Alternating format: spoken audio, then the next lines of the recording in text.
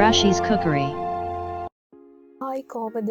උනාදත් ඔයාලා රශීස් කුකරි YouTube channel එකට මම සාදරයෙන් පිළිගන්නවා.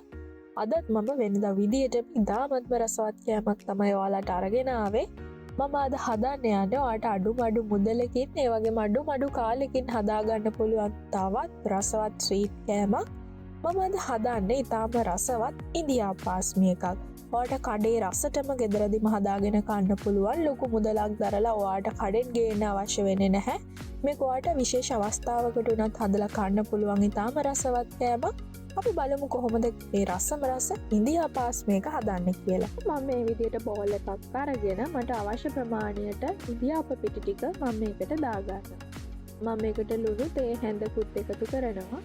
ඒ වගේම වතුර ස්වල්පකුත් එකතු කරනවා. දැන් මම මේක හොඳින් මික්ස් කරගන්නවා. මේක වැඩි වෙනසක් නැහැ. ඔයාට ඉන්දියාප්ප හදාගන්න අවශ්‍ය වෙන මිශ්‍රණය තමයි මේතනදිත් අපි හදාගන්නේ. ඔයාට ලේසියෙන්ම ඒ නිසා ගෙදර හදාගෙන කන්න පුළුවන්. ඔයාට මේකට ඉන්දියාප්ප පිටි වෙනුවට හාල් පිටි උනත් අරගෙන හදාගන්න පුළුවන්. මම මේ විදියට ටික වතුර එකතු කරමින් මට අවශ්‍ය පදම හදාගන්න. එක ගුලියකට වගේ එනකන් තමයි අපි මේක හදාගන්න ඕනේ. මෙන්න මේ පදම තමයි හරි පදම. ඔයාලට පේනවා ඇති. ඔයාලා දන්නවා මේ පදම දැනටමත් මොකද ඉන්දියාප්ප කාලා නැති කෙනෙක් නැහැ. අන්න ඒ පදමට තමයි අපි මේ මික්ස්චර් එකත් හදාගන්නේ.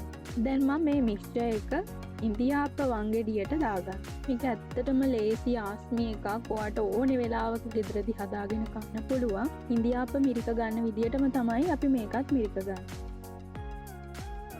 ඊට පස්සේ මම මේ විදියට තාච්චියක් ලිපේ තියලා මේක ගැඹුරු තෙලේ තමයි අපි බෙදගන්නේ. ඒ නිසා අවශ්‍ය ප්‍රමාණයට තෙල් එකතු කරගන්න. තෙල් ටික හොඳින් රත් වීගෙන එද්දී ඉන්දියාප්ප මිරිකන විදියටම ඔයා මේ තෙල් එක පුරාම මේ විදියට මේක දාගන්න. මේක ගොඩ වෙලාවක් බෙදගන්නේ නැහැ. විනාඩියක් වගේ කාලයක් බෙදගත්තම ඇති. දෙපැත්ත දාලා අපි මේක හොඳින් බෙදගමු. ඊට පස්සේ මම ඒක ඉවතට ගන්නවා. ඒ විදිහට මම ඔයාලට තවත් එකක් හදලා පෙන්නන්නම්. ඇත්තටම මේක ගොඩාක් ලේසි.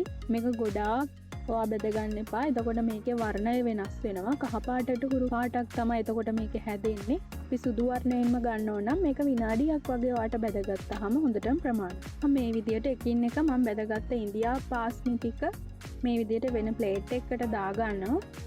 ඊට පස්සේ මම මේකට අවශ්‍ය පැණි එක තමයි හදාගන්නේ. ඒකට මම සීනි අඩු කෝප් එක ප්‍රමාණයක් මේ විදිහට භාජනයකට දාගන්නවා. ඊට පස්සේ මේ සීනි ටික පෙඟෙන්න අවශ්‍ය ප්‍රමාණයට තමයි මම මේ වතුර ටික එකතු කරගන්නේ. මේ සීනි කැරමල් එකත් අපි ගොඩ වෙලාවක් ලිපේ තියාගන්න අවශ්‍ය වෙන්නේ නැහැ. මේ විදිහට විනාඩි 2ක් 3ක් වගේ ලිපේ තියලා මම මේකට වැනිලා මේස හැන්දක් එකතු කරගන්නවා. කලරින් තේ හැඳි භාගයකුත් එකතු කරගන්නවා. මේ විදියට ටිකක් බුබුලු දාගෙන ඉද්දි ඔයා මේක ටිකක් මික්ස් කරගන්න. මෙන්න මේ විදියට හොඳින් බුබුලු දාගෙන ඉද්දි ඔයා ලිප ඔෆ් කරගන්න. මෙන්න මේ වගේ පදමකට ගත්තාම ඇති. මම සීනි කැරමල් එකත් හදාගෙන ඉවරයි. ඊට පස්සේ මම මේ ඉන්දියාපු ආස්මි ටික ප්ලේට් එකක තියාගන්න. දැන් මම හදාගත්ත සීනි පැණි එක මම මේක උඩින් මේ විදියට දාගන්නවා. ඔයාට මේක කැමති වර්ණකින් හදාගන්න පුළුවන්. මේ විදියට මම හදාගත් ආස්මි පුරාම අවශ්‍ය සියල්ලම මේ විදියට සීනි පැණි එක දාගෙන ඉවරයි.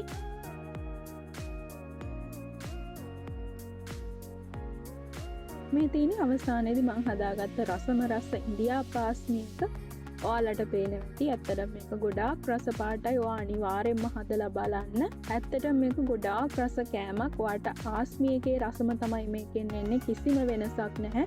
ඔයා වැඩි මුදලට කඩෙන් ගන්න අවශ්‍ය වෙන්නේ නැහැ. විශේෂ අවස්ථාවකට උනොත් ඔයාට මේක හදලා ගන්න පුළුවන් ඉතාමත් රසවත් කෑම. ඔයාලත් අනිවාර්යෙන්ම හදලා බලන්න. ඒ වගේම මගේ වීඩියෝ එකට කැමති නම් ඔයා අනිවාර්යෙන්ම ලයික් එකක් දාන්න. මගේ වීඩියෝ එක හොඳයි කියලා හිතෙනවා නම් ඔයාගේ යාළුවෝ අතර ෂෙයා කරන්නත් අමතක කරන්න එපා. මගේ වීඩියෝ එක බලපු ඔයාලට ගොඩාක් ස්තුතියි. ඊළඟ දවසේ අපි තවත් රසවත් රෙසිපි එකකින් හමු වෙමු.